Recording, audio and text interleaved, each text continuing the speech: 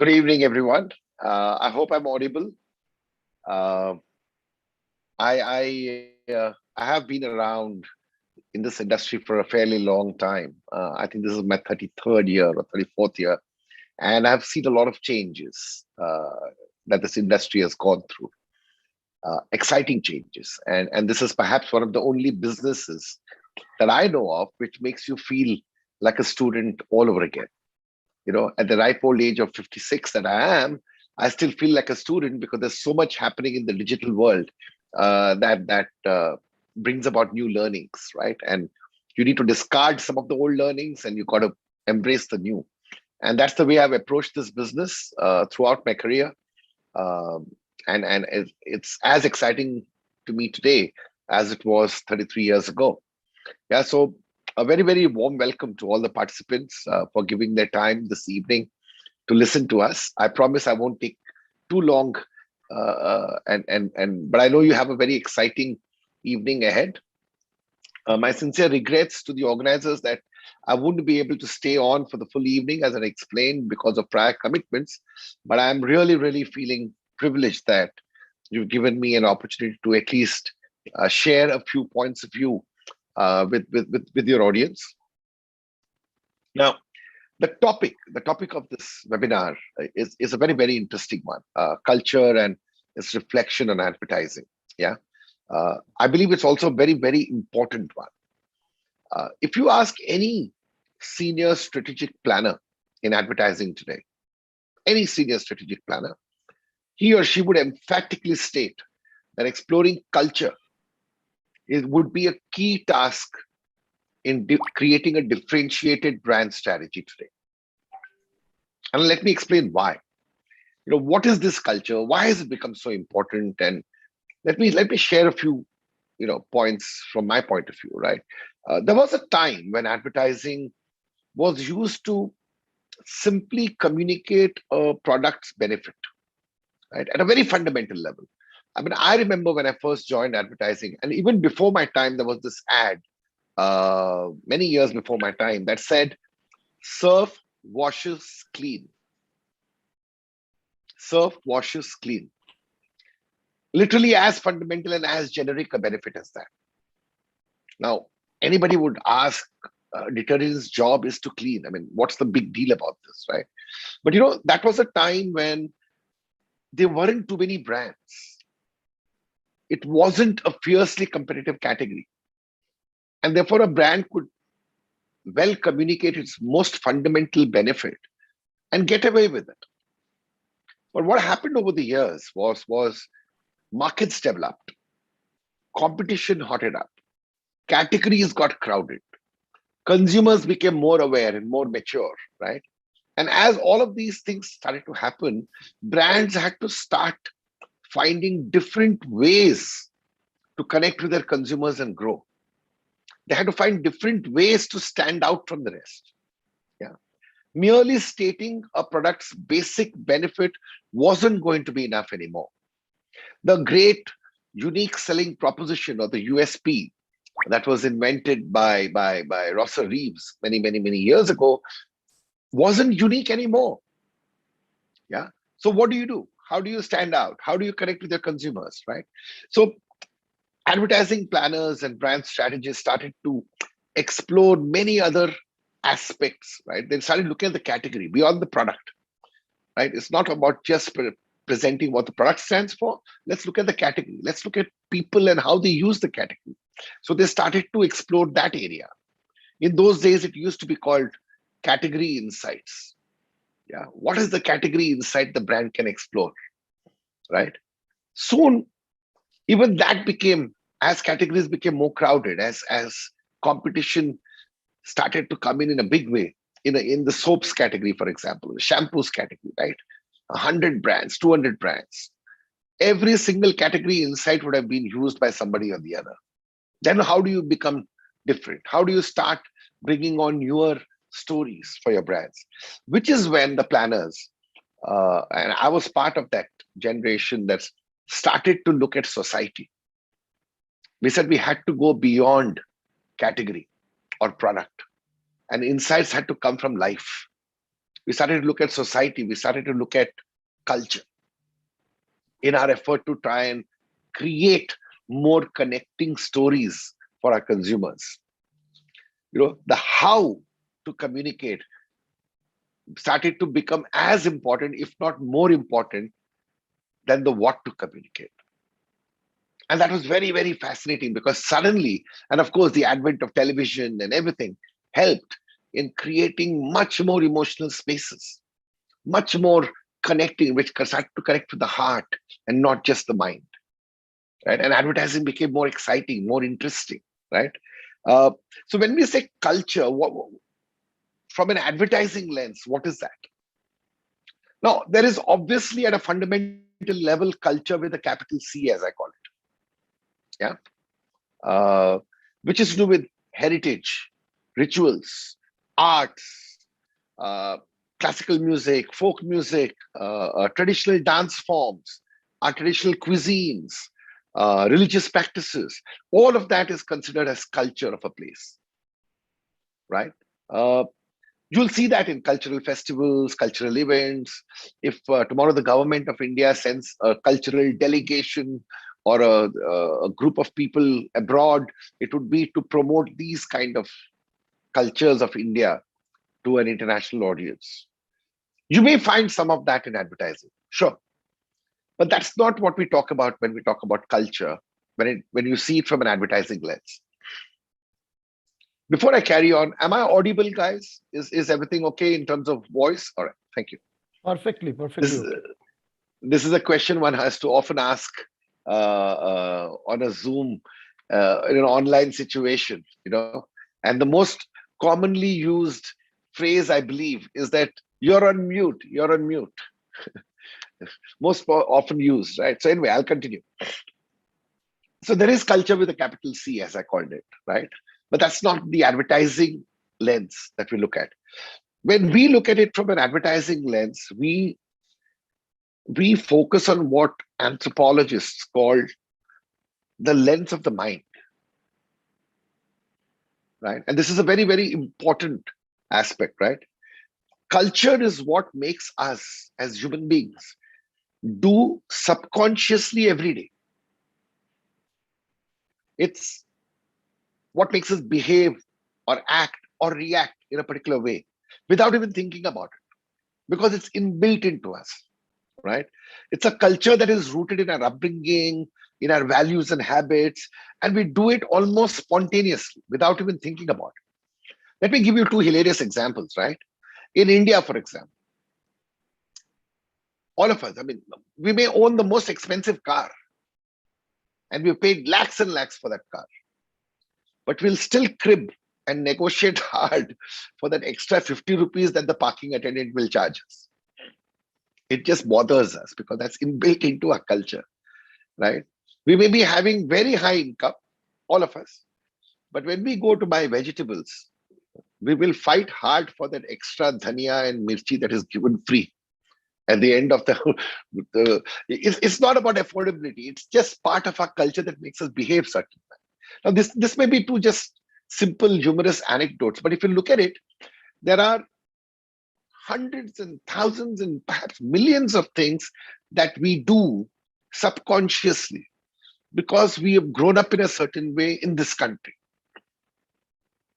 That is what we try and tap into when we explore advertising from culture from an advertising lens. We try and look at what is that very human level on which we can connect and make the brand closer to the hearts of the consumer, which makes the consumer say, hey, this is my kind of brand. I love this. It connects with my heart here, right? And culture, different cultures can even make the same brand look very different. Let me give you a amazing example, right? A Dutch anthropologist, I forget his name, wrote about this. Uh, how different cultures can look at the same product differently. The lens changes. When Nobutoshi Kihara, the great man who invented the Walkman for Sony, right? When he designed the Walkman, he created it so that an individual can listen to his music, his or her music, without disturbing others around. Now, this is something which is very much part of the Japanese society. Their culture is such that they're very conscious of people around and they're very sensitive about people around. So I can't blast my music and impact everybody or affect everybody. This was a way I could listen to my music without disturbing others.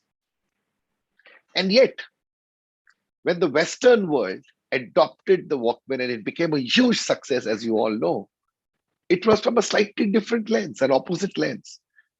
In the Western world, they loved the Walkmans because I could now listen to my music without anybody disturbing me. Same product, designed for so that we don't disturb others. Same product, loved and accepted because I don't want others to disturb me. Why? Because the West is a far more individualistic society, while Japan is a far more collective society. Right? That's how deeply ingrained culture can be in all our lives. And that's what we try. And let me give you some examples, right, of how culture has been used very impactfully and very intelligently, I would say, in advertising. At least in my career, I've seen quite a few examples, right? Let me share with you some of my favorites. So there are two ways I believe that brands can use or have used culture beautifully to connect with their consumers, right? The first one, I would say, is connecting better by using cultural nuances and cultural insights in the narrative of the advertising, or its executional narration, as I call it. Take one of my favorite brands, right? Fevicol. I started my career on Fevicol, working under Piyush Pandey, who was my boss at that time. Now, if you look at Fevicol as an adhesive brand, much loved, market leader, right? Bonding strength is a very basic idea for an adhesive, isn't it? Think about it. Bonding strength for an adhesive is not unique. It's very, very basic, very, very fundamental. Yet what makes Fevicol so powerful as a brand and so emotionally connected to us is the cultural context in which they have advertised this brand over the years, not the benefit itself.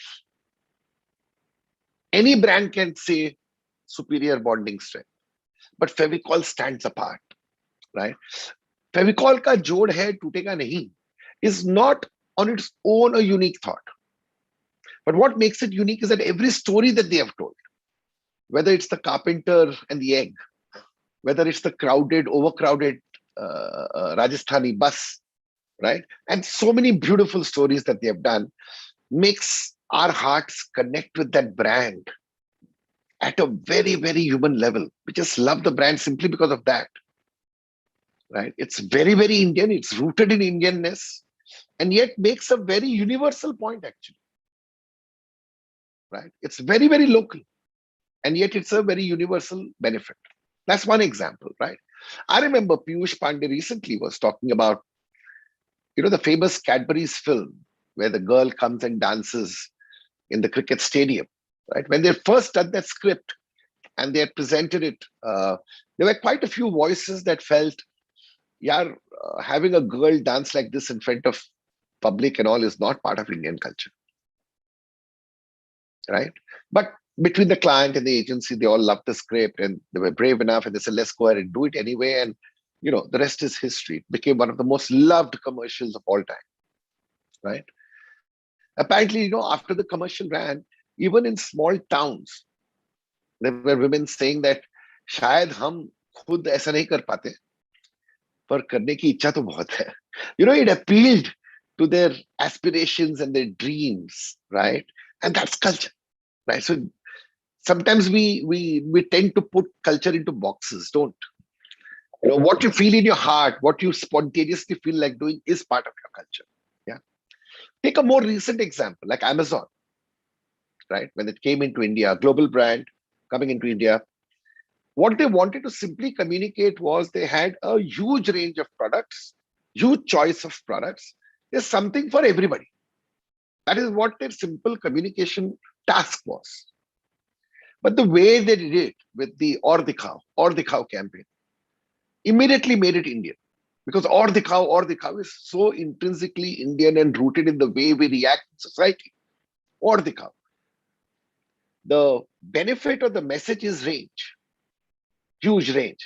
But or the cow, yeah, became the cultural connect in which, I mean, I think regardless of which strata of society you came from, people loved that Amazon ad. Whether you were a rich man or a poor man, or the cow people immediately connect with, right? In recent times, I've seen Tanishq as a brand, right, has been rather, has the courage to take on certain cultural issues, whether it was widow remarriage or more recently interreligion marriage, right, for to sell their wedding jewelry, right, to lead. So I'm sensing that as a brand, they want to lead the conversation rather than follow the conversation. So they want to take a bold step, right? Now, as can be seen evidently in all the reactions, they've received a lot of violent reactions, right, to their campaigns. But I don't think the forum here is about discussing whether it's right or wrong. While there were enough people violently reacting to those ads, there are enough people who also admired them for it. I personally admire them for it, right? The issue here is not whether that's right or that's wrong, or whether that is fringe culture or not mainstream culture. I don't think that's the debate. The point is, if you use culture insightfully, right, and if you use culture well, you can create huge impact with consumers if you use it well in your executional storytelling as a brand, and people start to understand and feel very strongly about it. So that's the one broad way that brands have used culture, right? The second way is when cultural understanding is embedded in the very idea or the insight of the brand itself, not just the execution. And let me share a few examples of that. When Cadbury's did Kuch Meetha Ho Jaye, and I'm sure all of us have seen this on television, right? Kuch Meetha Ho Jaye. It wasn't just an advertising idea. It was a brand's committed growth strategy so that they can expand the consumption of chocolates by getting a larger share of the vast and culturally rooted mithai category, which was unorganized. So it was a growth strategy, business strategy. It was not just an advertising. They did beautiful advertising. There's no doubt about it. And it connected with their hearts, right? But they created space for, they used culture to create space for growth of their category itself. They increased penetration and consumption moments there. So this is not only about the execution in an ad. This is about the fundamental strategy being rooted in cultural insight.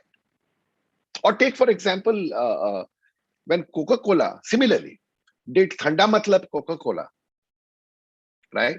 It was a brilliant strategy to tap into a very cultural Indian insight as a business. I doubt if anywhere else in the world, it is referred to as a cold drink. I know in America, they call it a soda, and somewhere else they might call it a soft drink, right? But in India, we call it a cold drink. Why? Because in a hot tropical country like ours, having something thanda is a desire, isn't it? And Coke beautifully appropriated that. Thanda matlab Coca-Cola. And in doing so, I believe it went a long way in a cultural outsider like Coke became a cultural insider thanks to that campaign and that strategy, right? So that was a beautiful insight used by a brand to actually become an insider. Yeah. Another powerful idea that comes to my mind is the Times of India Lead India campaign that came some years ago. I don't know how many of you all would have seen it, but it was a very, very powerful campaign where Times of India pledged to find India's next great leader. Right? Now, what was the cultural context of that? The cultural context in those days was politicians in general did not necessarily enjoy a very respectful image amongst the population. Politicians were not seen as professionals or educated or capable. They were Politicians were seen as dirty, corrupt, and so on and so forth. There are parodies in Hindi films and so on and so forth, right? Never really had. And Times of India took it on head on as a brand thought, as if, why can't India's future leaders be educated and capable and professional? Why don't we start looking for a future leadership? Now, again, I'm not here to comment on whether that was successful and what happened to the person they had chosen and where he is, etc. But I think they did plant a thought in the public consciousness. And that's how culture begins. I mean, today, when you look at the AAP party with Kejriwal, etc., you wonder, was that subconsciousness something that led to the creation of AAP? I don't know. I'm not wanting to credit Times Group for that, but it's culturally very intrinsic to the way we start looking at politicians and our leaders, and how that can change as generations change, right? There are many such examples like this. I mean, not just in India, but across the world. I'm sure advertising, passionate people about advertising have seen Dove's campaign for real beauty that was run across the board. That was again rooted in a global culture, because body shaming was at its peak when this brand came and said everybody can be beautiful the way you are. You don't need to be thin or fat or dark or fair. You can be beautiful as you are. Campaign for real beauty. They rode on a cultural trend. Or similarly, Nike, which for years had been promoting itself brilliantly as performance sports shoes, right? Today, they have moved into a far more leadership area of everyday athleticism. Everybody is an athlete, whether it is you going for your daily walk, or somebody else running a race, or somebody else just doing exercise in a gym. Everybody is an athlete. They have broadened their sphere. Again, that's a cultural, because health consciousness, fitness consciousness is a cultural phenomenon that is growing across. Today, if you look at it, right, look at our Hindi film heroes today. Look how fit they are physically, compared to many heroes we have seen in the past with pot bellies and slightly paunches, or even our cricketers today. They're absolutely fit. But at one time, we used to have slightly fat cricketers and they were still loved, right? Things have changed. Fitness is now mainstream. Health consciousness is mainstream. And Nike has moved along with that. Everyday athleticism. Now, if I were to conclude, and I don't intend to take too much more of your time, in conclusion, culture is a very, very, very strong weapon that can be used in advertising, right? If you use it wisely and well. You do need to do a lot of groundwork to uncover those cultural insights, right? And it can help create a much needed differentiation for your brand. It can create much needed spaces of growth for your brand. And most importantly, connect with the hearts of the consumers and bring your brand much closer to the consumers. Now, this is a topic that honestly we can discuss for hours and hours, because if you get 5 planners in a room, this is what's going to happen. But I hope in the last 10-15 minutes, I've been able to at least give you all a small glimpse. This is my personal opinion, and one that I share with a few of my friends. But I hope it's been of value. I genuinely thank you all for your patience and for hearing me out. A warm thank you to the organizers for including me in this event. Thank you so much.